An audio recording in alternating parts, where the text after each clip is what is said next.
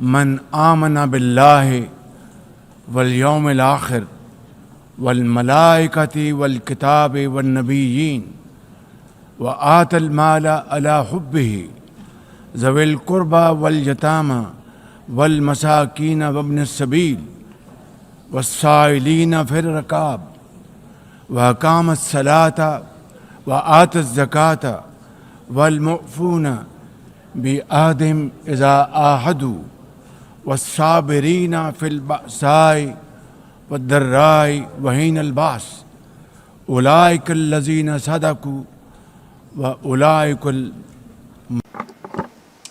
Excellencies, ladies and gentlemen, Assalamu alaikum and a very good morning. I wish to congratulate Her Excellency Annalena Baerbock on assuming the presidency of the 80th session of the United Nations General Assembly. I also commend Secretary General Antonio Guterres for his bold leadership of the United Nations in testing times. Ladies and gentlemen, our world is more complex today than ever before. Conflicts are intensifying, international law is being brazenly violated, humanitarian crises are multiplying, terrorism remains a potent threat, disinformation and fake news undermine trust, climate change threatens our very survival, and more so countries like Pakistan. Today, multilateralism is no more an option. It is need of the hour. Excellencies, Pakistan's foreign policy, guided by the vision of Quaid-e-Azam Muhammad Ali Jinnah, is based on peace, mutual respect and cooperation. We believe in the peaceful settlement of disputes through dialogue and diplomacy. Last year, from this very podium, I had warned that Pakistan would act most decisively against any external aggression. Those words of mine proved true. I hope it didn't. But then that is destiny. When in May this year, my country confronted unprovoked aggression from our eastern front, the enemy came shrouded in arrogance. We sent them back in humiliation, delivering our bloody nose. Excellencies, India sought to extract political gains from a human tragedy by spurning my sincere offer of an independent international investigation into the Pahalgam incident. Instead, it attacked our cities and targeted our innocent civilians. When our territorial integrity and national security were violated, our response was in accordance with the right of self-defense under Article 51 of United Nations Charter. Our valiant armed forces, under the stellar leadership of Field Marshal Syed Asim Munir, mounted an operation of stunning professionalism, bravery and acumen, repulsing the enemy's attack under Air Chief Marshal Zahir Babar Sidhu. Our falcons took flight and etched their answer across the skies, resulting in 7 of the Indian jets turned to scrap and dust. A decisive response.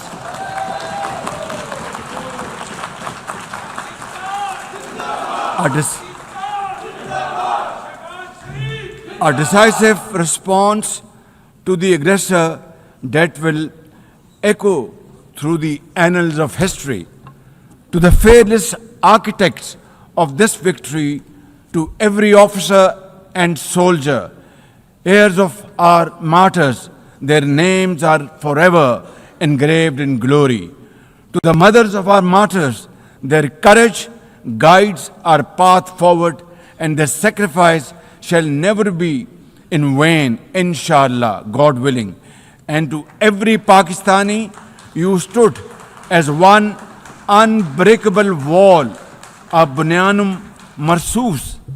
Excellencies, though in a position of strength, Pakistan agreed to a ceasefire facilitated by President Donald Trump's bold and visionary leadership. We express our deep appreciation to him and his team for their active role in bringing about the ceasefire. President Trump's efforts for peace helped avert a more threatening war in South Asia. Had he not intervened timely and decisively, the consequences of a full-fledged war would have been catastrophic. Who would have lived to tell what happened?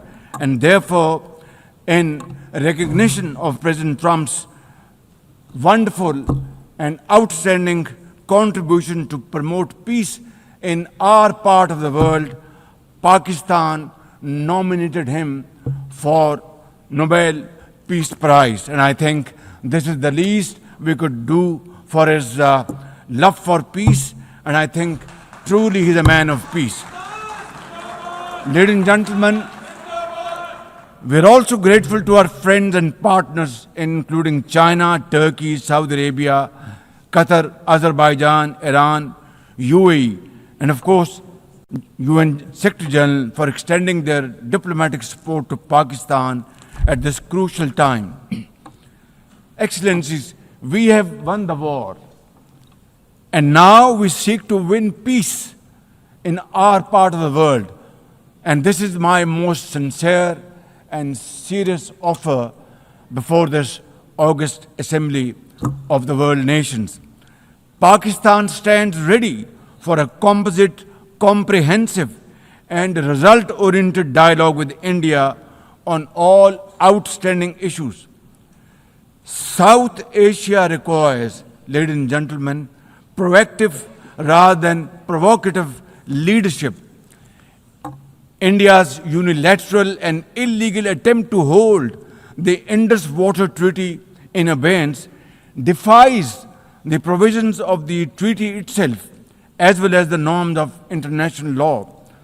Pakistan has made it abundantly clear, and let there be no doubt once again in anybody's mind, as I said last year in this hall, from this podium, we will definitely and ardently defend, inshallah, the inseparable right of our 240 million people on these waters.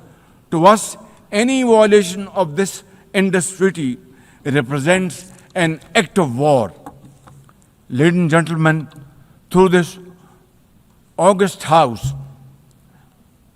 I wish to assure the Kashmiri people that I stand with them. The people of Pakistan stand with them. And one day soon, inshallah, India's tyranny in Kashmir will come to a grinding halt. Kashmir will gain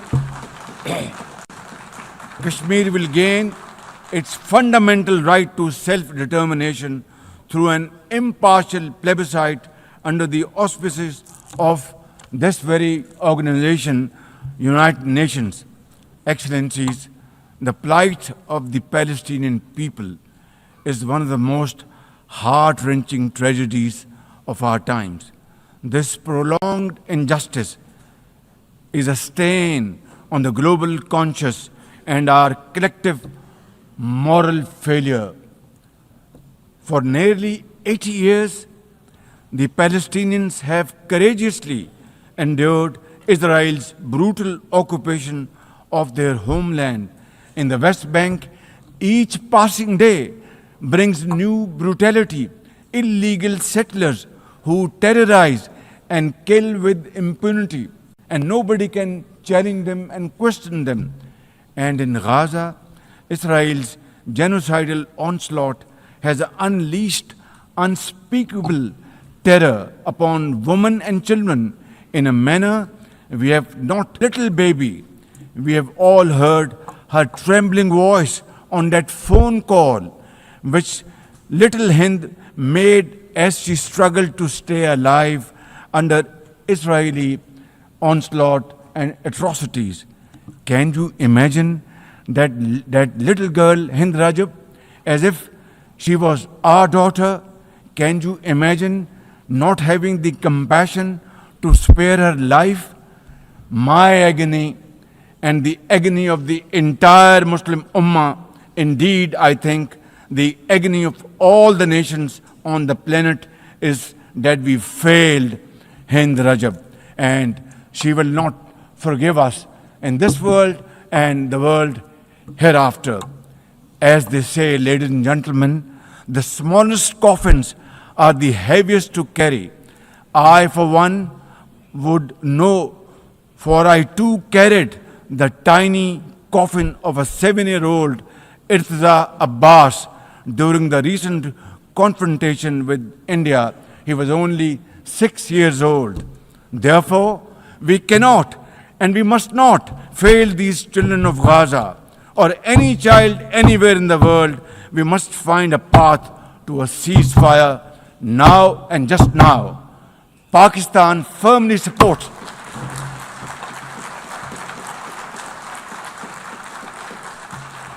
Ladies and gentlemen, Pakistan firmly supports the demand of the Palestinian people for the establishment of a sovereign Palestinian state with pre-1967 borders and Al-Quds Sharif as its capital. Palestine can no longer remain under Israeli shackles. It must be liberated, and liberated with full commitment and with full force.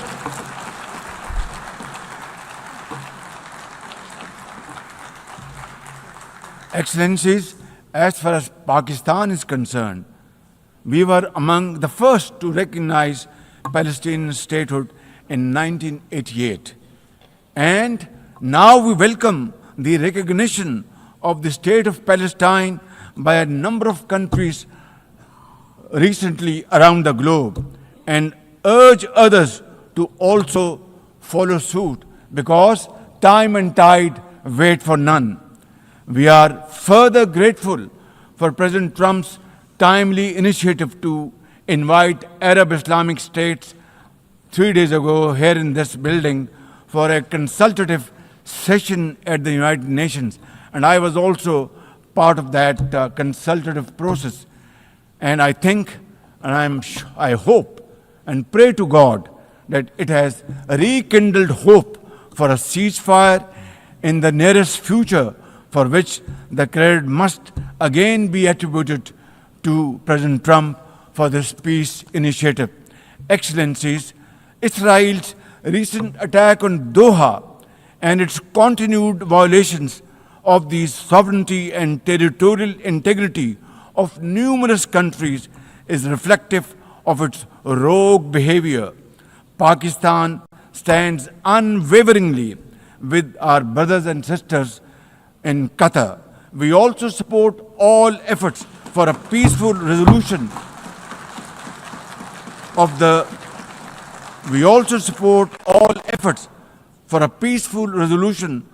Ukraine conflict in line with the UN Charter to end human sufferings and global turmoil caused by this protracted war.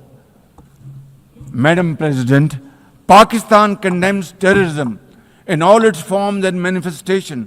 For over 2 decades, Pakistan has been at the front line of global counterterrorism efforts, having suffered over 90,000 people. We lost 90,000 people of our country, babies, children, mothers, sisters, brothers, elderly people, doctors, engineers, and also suffered economic loss of $150 billion. Please tell me, put your hand on your heart, that what can be a bigger manifestation of our commitment to fight terrorism and erase it not only from the face of Pakistan, but from the face of this global world. And I believe a man killed in New York is a man killed in Lahore. A man killed in Islamabad is a man killed in London. It's a global village. So I think unless and until terrorism is defeated hands down, this world will not be a peaceful place to live. And for that, Pakistan's sacrifices are probably the biggest around the globe. It must be respected and appreciated because we are a bulwark. Had these terrorists not been encountered by us, they would have been roaming on the streets of New York and London and God knows Far East. So I think this is our humble contribution, not only for the people of Pakistan, but the people all over the world. Today we face externally sponsored terrorism, particularly from foreign-funded groups such as the TTP, Fitna al-Khawarij, Fitna al-Hindustan, BLA, and its Majid Brigade. Operating from Afghan soil, these groups are responsible for some of the most heinous attacks inside Pakistan, including the dastardly Jafar Express train incident earlier this year, the train was hijacked and 400 people were kept for days and weeks. And mercifully, by Allah Almighty's grace, our armed forces and law enforcing agencies were able to recover them. Now, as an immediate neighbor and a brotherly country of Afghanistan, Pakistan has a direct stake in a peaceful Afghanistan. We believe that the key to development and prosperity lies in regional stability and connectivity. Pakistan continues to engage with all partners to extend humanitarian assistance, promote economic recovery, and encourage inclusive political framework in Afghanistan. The interim Afghan government must, however, uphold human rights, including women's rights. Above all, we expect that Afghan interim government to take effective action against terrorist groups and to ensure that Afghan soil is not used for terrorism against any country. Ladies and gentlemen, there must be no space for hate speech, discrimination or violence against any person or against any religion. Hate-driven ideologies such as India's Hindutva-driven extremism pose a danger to the entire world. While there is growing recognition of the dangers posed by Islamophobia, the imperative of effectively combating this menace can hardly be overemphasized. Pakistan welcomes the appointment of a UN Special Envoy to combat this scourge. Ladies and gentlemen, while we are confronted with the climate crisis, it demands the most urgent collective action. In 2022, Pakistan faced massive floods of humongous proportions that caused huge losses amounting to $34 billion and many valuable lives lost. This year again, we are dealing with another mega flood with thousands of villages washed away from the face of the earth, millions of people displaced, more than 1,000 killed, and billions of dollars of crop, livestock, and property washed away, lost to flood waters. Our nation stands united in these testing times, and we are dealing with this natural calamity with remarkable resilience by the grace of God. I have declared a climate emergency to cope with this challenge. The catastrophic floods of 2022 and 2025 this year are glaring examples of loss and damage caused due to climate change.